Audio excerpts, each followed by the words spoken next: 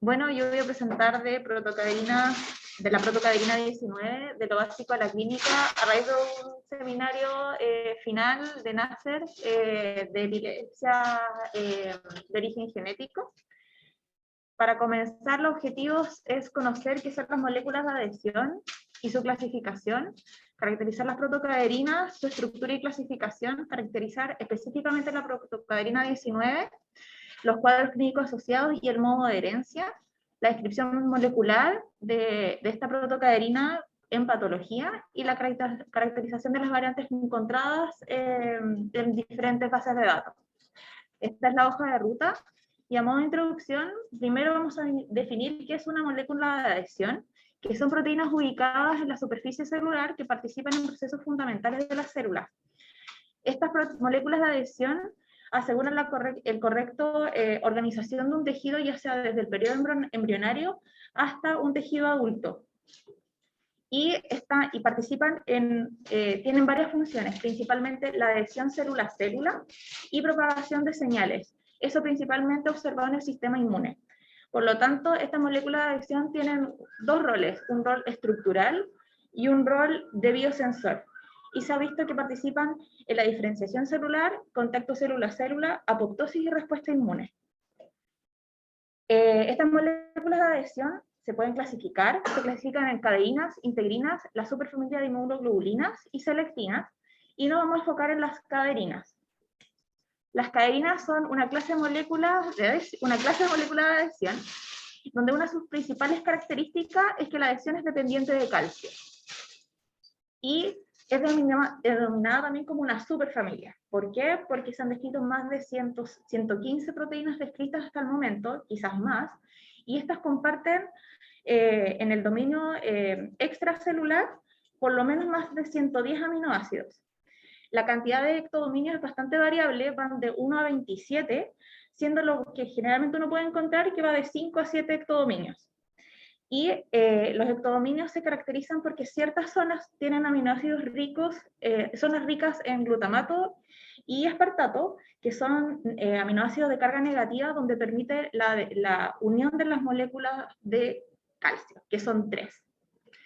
Y se ha visto que tiene un rol en el desarrollo del sistema nervioso central, en la migración, formación del tubo neural, crecimiento neuronal y en circuitos. Como es una superfamilia, también se clasifica. Están las caderinas clásicas, las protocaderinas, las caderinas desmosomales y las atípicas. Y nos vamos a centrar en las protocaderinas, que son un subgrupo de caderinas que son las más abundantes y están ubicadas predominantemente en el sistema nervioso central.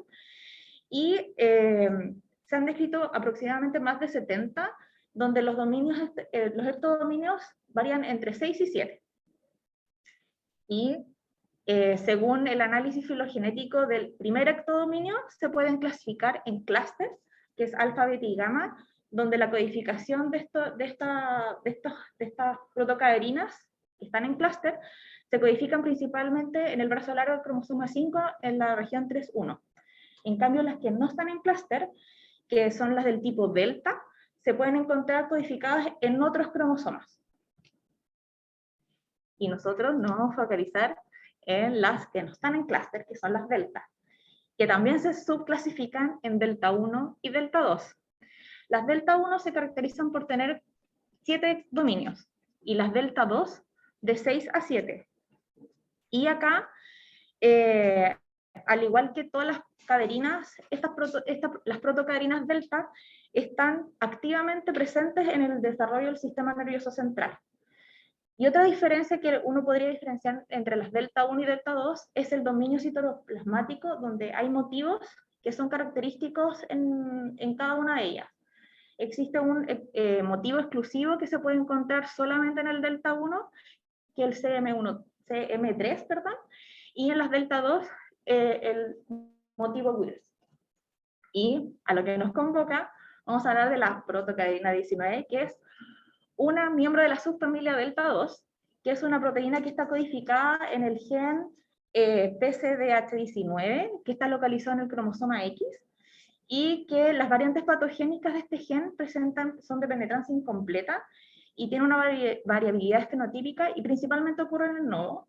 Los cuadros clínicos que se asocian a las variantes encontradas de este gen, tenemos dos cuadros principalmente.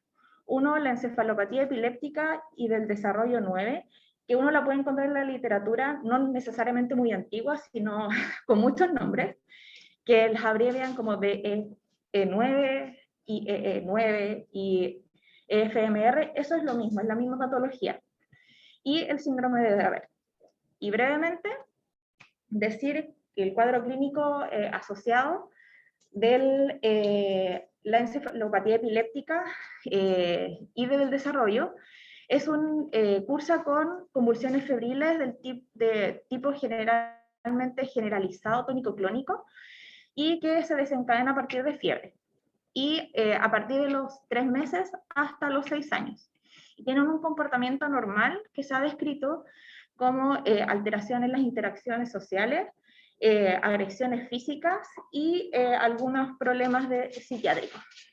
En el caso del síndrome de Dravet, si bien el síndrome de Dravet no necesariamente la primera causa de genética es variantes encontradas en la protocaderina, sino en el gen SCN1A, donde el cuadro clínico principalmente es a partir del primer año de vida, donde puede ser convulsiones que pueden aparecer unilateral o generalizado del tipo tónico-clónica y que son gatillados por fiebre y posteriormente el patrón de la convulsión tiende a cambiar. Y se describe también que estos pacientes son más susceptibles a tener convulsiones gatillados por fiebre, incluso es frecuente que se tengan estatus convulsivos. También en el segundo año existe pérdida de los hitos del desarrollo, por lo tanto hay un retraso del desarrollo psicomotor.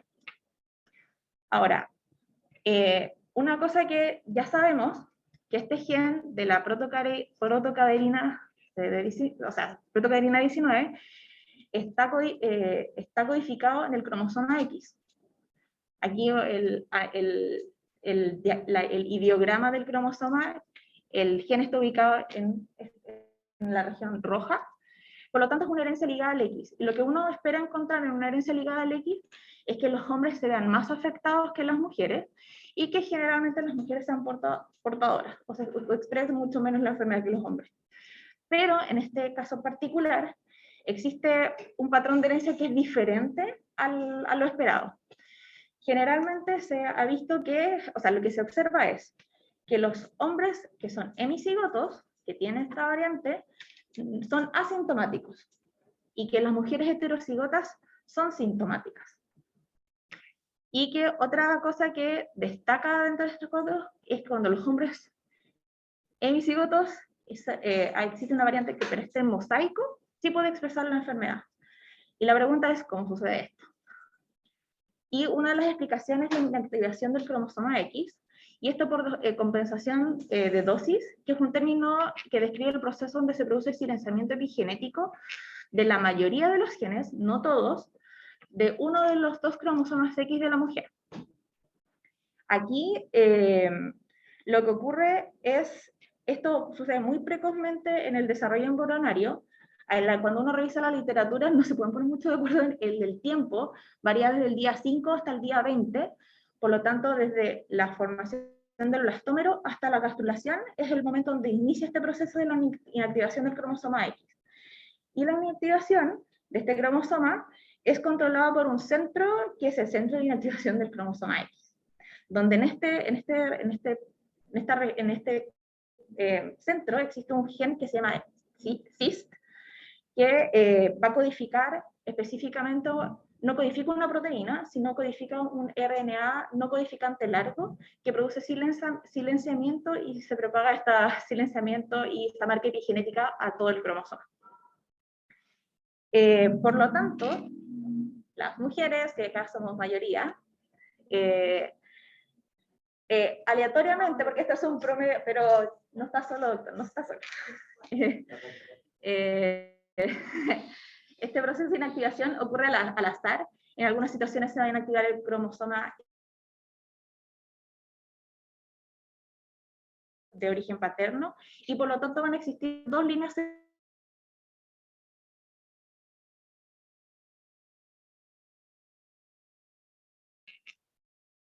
Entonces, estamos hablando de la cadenina 19. Habíamos nombrado en un principio que está ubicado principalmente en el sistema nervioso central. Entonces, la pregunta es, ¿dónde está ubicado exactamente? Este es un estudio que se hizo en 2017 en Japón, donde vieron cómo era la expresión de esta protocaderina en el sistema nervioso central. Y este se hizo por medio de un FIT que marcó específicamente el RNA mensajero que codifica la proteína en un modelo de ratón, y se evaluó ya sea tanto en el periodo embrionario como ya un ratón adulto. Y lo que se observó es que efectivamente había una expresión en la corteza cerebral en la capa 5, que a medida que en la figura A, B y C se observa un zoom.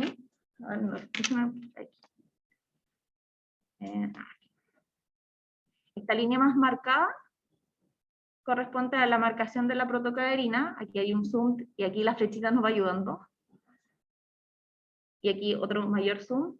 Y cuando se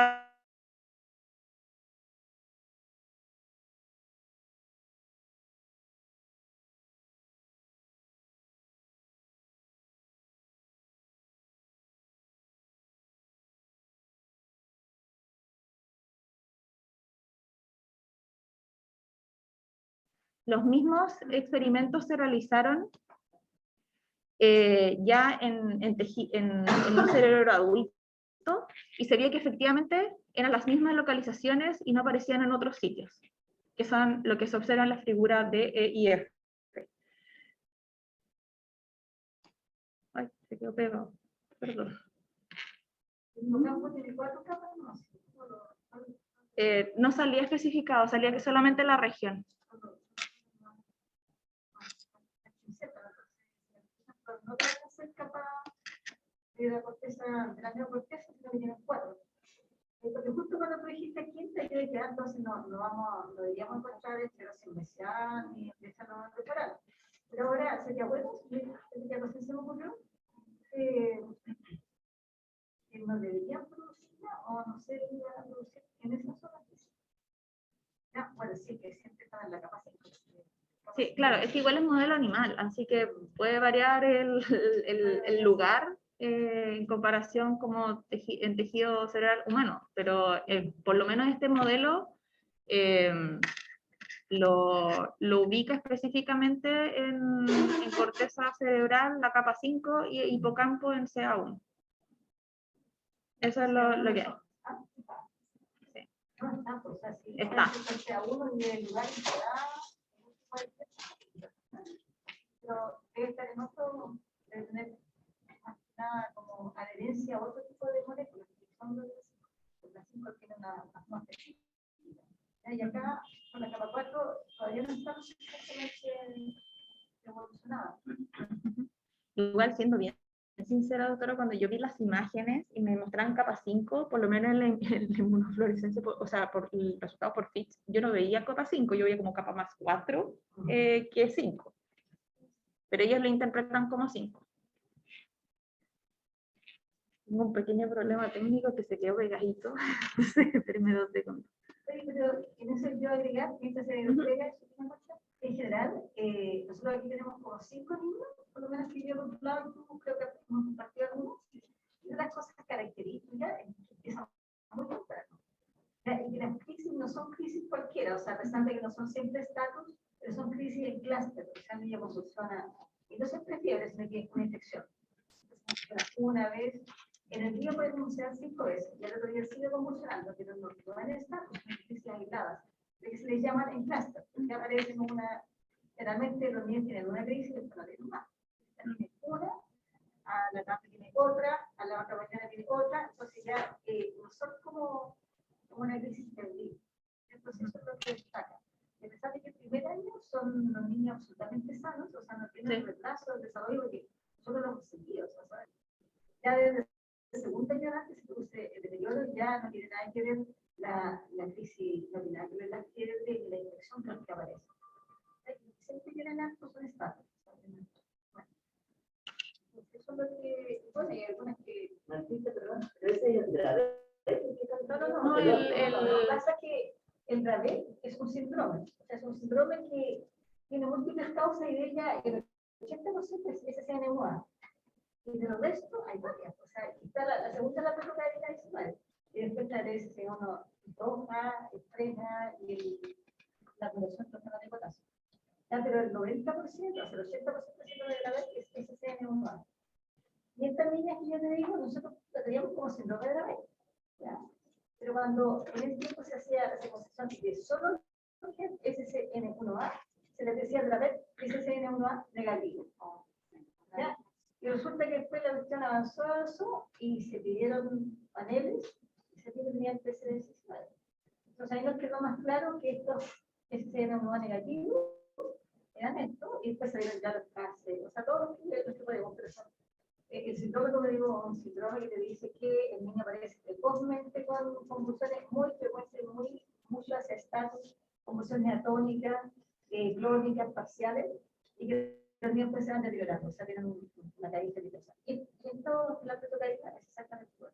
Pero ahora se sabe que la protocaína es medicinal, eso no tiene mucho más claro.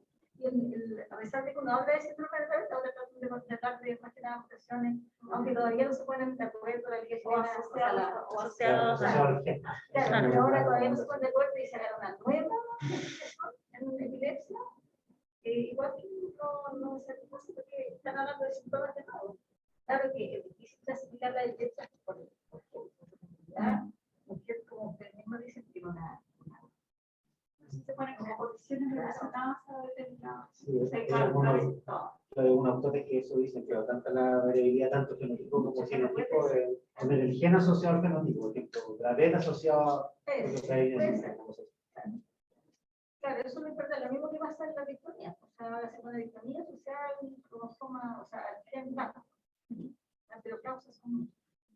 Esta es una condición que se evaluó en ratoncitos sanos, porque ahora vamos a ver el comportamiento en cuando existe patología.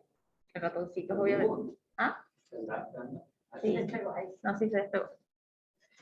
Aquí lo que se hizo fue evaluar también la expresión de la protocaderina, y lo que se hizo fue usar una técnica de azul-blanco, donde el azul va a marcar la ausencia de la protocaderina.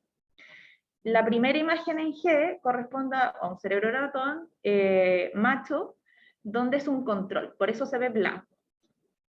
Y X-LAC-Z es la falta del gen.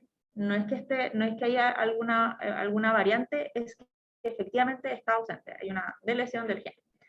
Y lo que se observa es que en machos que son hemicigotos, que les falta el gen, la tinción es bastante homogénea, por lo que se puede ver en la segunda figura de G.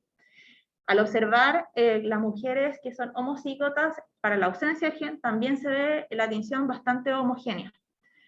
Y en el caso de las mujeres heterocigotas, se ve este patrón como en parche, la cual ahí se explica también parte de la inactivación del cromosoma X, que era lo esperable observar, porque van a haber células que van a tener la protocaderina y otras que no las van a tener, y por eso la tinción.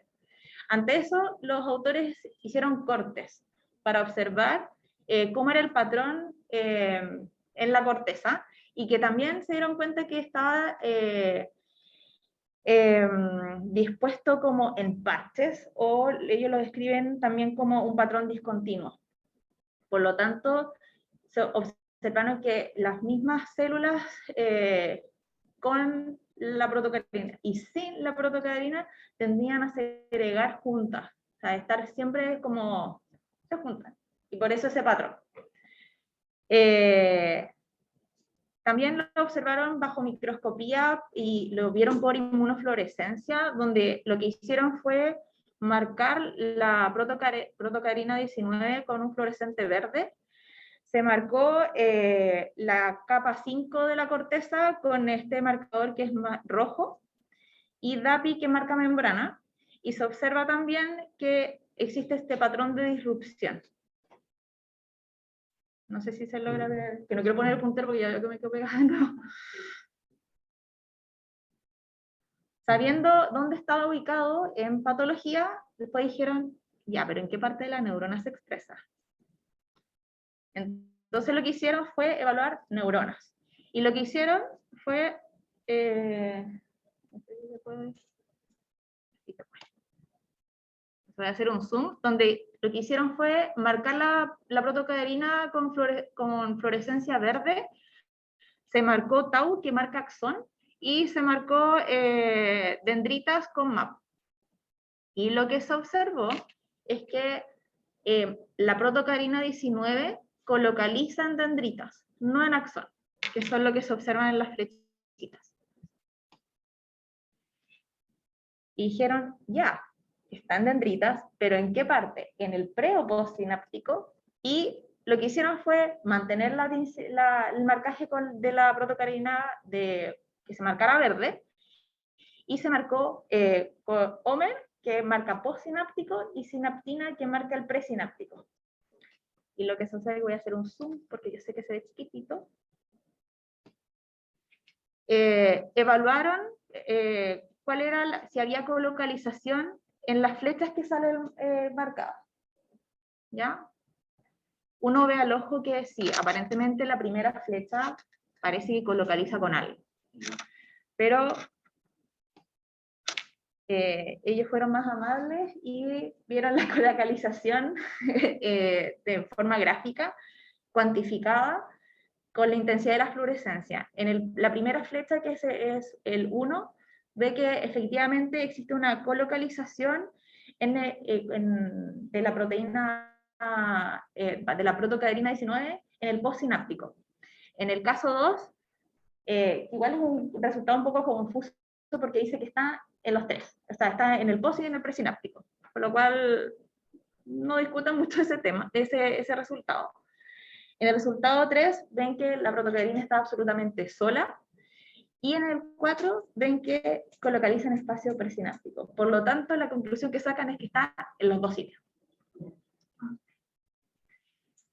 Entonces, sabiendo dónde está, para entender un poco cómo funciona, qué sucede molecularmente y por qué genera la epilepsia, primero hay que tener en cuenta que en el proceso sináptico hay tres cosas que tienen que estar íntegras. Uno es el espacio presináptico, el espacio postsináptico, o sea, el presináptico, el postsináptico y el espacio. Si alguno de los tres hay alguna alteración, alguna consecuencia clínica va a haber. Por lo tanto, para ver molecularmente qué es lo que pasa, primero vamos a ver resultados con respecto al espacio sináptico. Este es un artículo que se publicó, si mal no recuerdo, en 2016, que lo que hicieron, primero evaluaron la protocaderina 19 en una clase de pececitos. Y estos pececitos, la protocaderina que codifica tiene un 70% de identidad y un 83% de similitud con la protocaderina humana. Es que no es... No, pero, o sea, la traducción cuando lo busqué salía como pecera, pero no es como el zebrafish clásico que sale en los papers. Y lo que se hizo, se analizaron 51 variantes missense, ubicadas principalmente en los ectodominios 1 a 4, por lo tanto no se valoraron todos, y se vio que más del 50% de ellos, de las variantes, daba como resultado un mal plegamiento de las proteínas e inestabilidad estructural. Por lo tanto, esto lo que concluye los autores es que la alteración en la adhesión, que hay una alteración en la adhesión de la protocaderina. Después, que este es otro trabajo que se hizo en 2021, ellos sabían que las protocaderinas en general tenían a homo o heterodimerizar. Y lo que hicieron fue, efectivamente comprobaron que la protocaderina 19 tiende a heterodimerizar que a homodimerizar. Entonces lo que vieron fue, en las diferentes situaciones como patológicas, clínicas, ver cómo era la expresión de la protocaderina junto con una N-caderina. La N-caderina es una de las clases, como de las caderinas clásicas, tipo 1, y la N tiene que ver con la localización, que es neuronal. Entonces lo que vieron fue, también en modelo de ratón, que por lo menos en hembras wild type, o sea que tienen sus dos copias bien, ambas proteínas de andamio tienden a colocalizar, que es la imagen que se ve como en blanco al final. En el caso ¿cómo se llama? De hombres wild type, también existe una colocalización, que es la tercera columna. Cuando evalúan ratoncitos machos hemicigotos con la alteración, se ve que solamente se expresa la N-caderina. No se ve una colocalización, por lo tanto no se ve blanco, que es el resultado del final. Y el segundo resultado, que es el que es el mujeres heterocigotas, ve que hay una menor colocalización. Por lo tanto, ellos concluyen, y después esto lo cuantifican. Cuantifican cuál es el porcentaje de colocalización en los diferentes casos. Y ven que efectivamente en las hembras heterocigotas hay una menor localización, que aproximadamente del 40-30%, que sale en la tabla. Yo veo la... Es que está en la tablita de allá. Ah, la tablita de allá. Sí, ella... Porque la figura, como que... Sí, esta es como la... O sea, yo sé que no es lo mejor, pero es que no tengo... Lo que pasa es que se me queda... Sí. Ya, esta es la como mayor como cantidad de como blanco. Esa es la colocalización. Que se cumple también acá en el macho. Aquí hay una menor que de hecho el puntito está como acá y ahí hay diferencia que es mucho más abundante. Acá es mucho menor que te dice, pero vamos a hacer como sí, un puntito acá y un puntito acá, no hay más. Aquí es un poquito más abundante. Sí, pero entonces el tercero es una... Este es el hombre que no tiene protocaderina, entonces solamente va a marcar la N-caderina. Ya. Porque no va a localizar por nada. Por lo último son más. ¿Se entendió? ¿Y la mujer cómo así? No la evaluaron. Pero, ¿qué es lo que pasaría? La homocigota, pero ausencia de los dos, solamente se vería la N-caderina, ¿no? Lo mismo que la situación hombre, claro, sería sano. Como el hombre.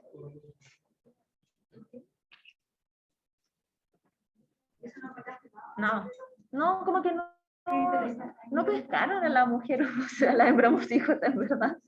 En ningún lado. A ver, los resultados más interesantes, creo que están más adelante. Me llamaron la atención. Entonces, teniendo estos resultados, dijeron, bueno, si forman un complejo, ¿habrá alguna como mismatch en la formación del espacio sináptico? Como son proteínas de andamio, tienden a unir y estabilizar la zona para que ocurra correctamente difunde el neurotransmisor y llegue a ese neuroreceptor en el postsináptico. Y lo que hicieron fue usar neuronas de hipocampo también de los mismos ratoncitos, que ya se sabían que expresaban las dos proteínas, la N-caderina y la protocaderina 19.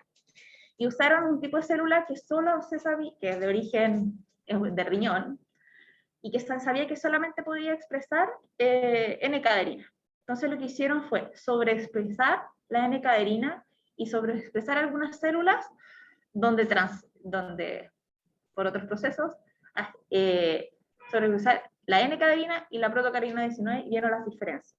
¿Y eso cómo lo evaluaron? Vamos a parar. En este resultado en las dos primeras imágenes ve una célula que tiene N-caderina y protocaderina al mismo tiempo. Y vieron si efectivamente la sinapsina, que es una proteína del sináptico, aumentaba o no. Entonces, efectivamente se expresan las dos y la sinapsina se observa. Pero cuando solamente está la N-caderina, esta zona donde se debería expresar sinapsina no hay. Entonces, por lo tanto, lo que dicen ellos es que efectivamente hay una disminución, por lo tanto hay un mismatch con respecto a la unión con respecto a la unión. Y lo voy a, como esquemáticamente, porque yo sé que cuesta mucho imaginarlo con este resultado, es esto. Aquí, esto es una situación normal, donde están las dos proteínas expresadas y logran generar la correcta adhesión entre pre y postsináptico. Aquí solamente si expresamos la N-cadeína, que va a lograr la unión sin problema, o por lo menos hasta el momento se dice sin problema. Y aquí comienza el mismatch. Acá está ausente la N-cadeína, por lo tanto no se va a poder unir de forma adecuada. Falta, acá en el postsináptico, es un ejemplo de postsináptico, falta la protocaderina, por lo tanto la unión no va a ser adecuada. Esta protocaderina va a quedar como sola y no se va a poder unir y por lo tanto va a generar una inestabilidad en el espacio sináptico. Y este es un ejemplo cuando existen mutaciones, porque estos modelos missense en la protocaderina. O sea, está como condición knockout y condición con alguna variante.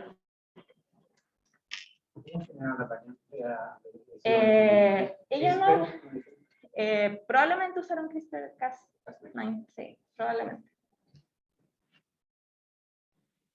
Bueno, eso es del espacio sináptico, pero aquí hay 3 actores. ¿Y qué pasará en el presináptico? El mismo trabajo muestra un resultado que a mí me llamó harto la atención, que ve la densidad de las vesículas sinápticas. Yo esto no me quedó claro si fue un hallazgo, pero llama harto la atención que hay una disminución de las vesículas sinápticas en mujeres heterocigotas, que es este resultado. Uno compara como las mini vesículas y efectivamente hay un cambio con respecto a las otras situaciones. Aquí no ahondan más por qué sucede esto. Se observó. Igual me llamó harto la atención porque yo no me esperaba encontrar con el presináptico. ¿Y los varones se encuentran con la misma? Sí, están igual. O sea, ya sabemos que hay un problema en el espacio sináptico de la adhesión y hay un problema en el presináptico. Pero siempre como más varón que las mujeres. No es que los hombres son asintomáticos. No tienen. Logran hacer la unión, logran generar vesícula. Ahora, el detalle de por qué hay menos cantidad de vesícula, la densidad, no hay. O sea, yo creo que fue como un hallazgo dentro de, y que pusieron la imagen, y que a mí me llamó la atención porque yo no esperaba encontrar nada en el presináptico, nada.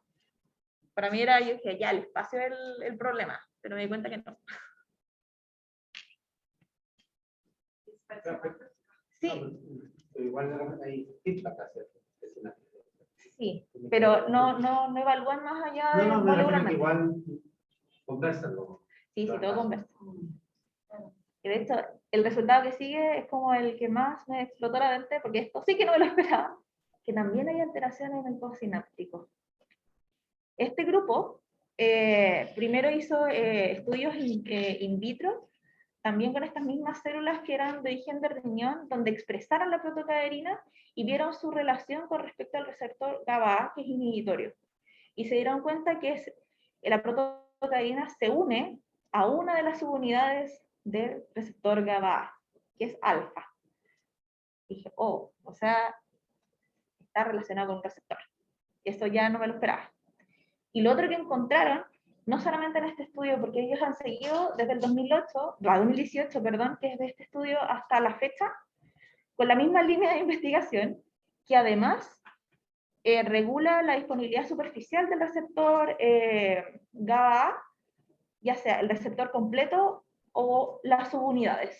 Y eso no se sabe por qué. Y aquí esquemáticamente, en la primera figura abajo, se ve que efectivamente cuando está la protocaderina, está la disponibilidad del receptor, versus aquí está ausente de esta proteína y hay menor disponibilidad del receptor. Y eso explicaría que, por lo tanto, dado que no hay un control inhibitorio dentro del cuadro clínico, o está mucho más disminuido. También como que me favorece y se explica el cuadro clínico. Y es un resultado que yo no me lo esperaba cuando yo lo vi por primera vez. Ahora, ¿cuál es el proceso de por qué hay menores receptores? Si es un problema de segundos mensajeros, o de transporte, o de expresión génica, eso sí que no está visto. Y ya finalizando la parte molecular, hay un par de papers donde caracterizan las variantes encontradas del gen de la protocadina 19.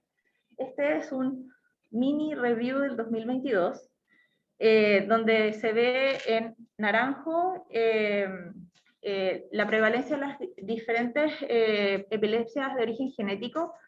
Lo que no me gustó de este gráfico de torta es que no me decía porcentaje ni número. Y lo busqué en todo el paper y no hay.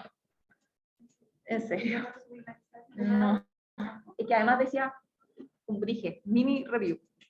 Era literal un mini review. Salía arriba y es un frontier, de hecho. Que me llamó mucho la atención como, what? Porque mínimo un número, por lo menos el N. Nada. Nada, ni siquiera proporción, nada. Pero haciendo un desglose, hay un trabajo que ve la distribución de las variantes ya recopiladas en varias bases de datos desde el 2012 hasta el 2018, si mal no recuerdo, donde predominantemente son misas, seguidas por un contexto anticipado, cambios en el marco de lectura y variantes en el sitio del splicing. Y cuando se trató de ver genómicamente dónde están ubicadas, la mayoría está ubicada en el exón 1, y el exón 1 de la protocaderina codifica todos los sectodominios, lo cual tiene sentido porque son los que hacen la adhesión con la molécula del otro lado. Aquí también el mismo trabajo tabula los resultados y hace la diferencia por exón. Yo no encontré si existían variantes en el dominio citoplasmático, porque hay motivos y hay efectivamente proteínas de unión que regulan no solamente la unión al citoesqueleto, sino también con otras proteínas que no hay mucho detalle tampoco.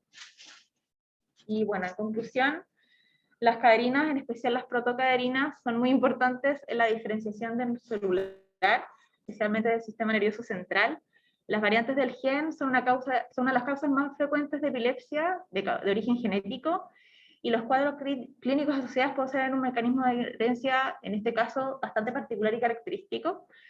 Los estudios moleculares realizados hasta la fecha han sido una herramienta bastante útil para entender de mejor manera la patología. De hecho, cada vez aparecen más cosas.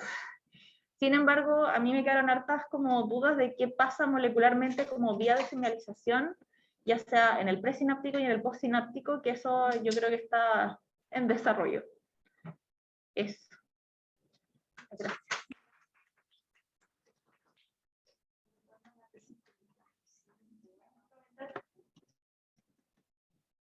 Ay, lo siento, perdón.